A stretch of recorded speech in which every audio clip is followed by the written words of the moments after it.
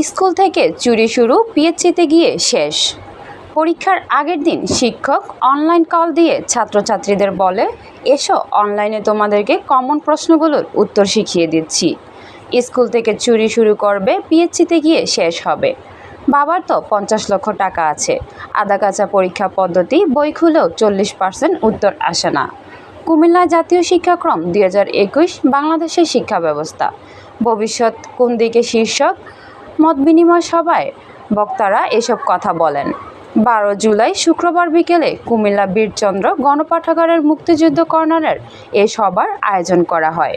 কুমিল্লা বিশ্ববিদ্যালয়ের শিক্ষার্থী মারুফ শেখের সঞ্চালনায় এ সভায় সভাপতিত্ব করেন ডক্টর মোহাম্মদ আরিফ মোর্শেদ খান।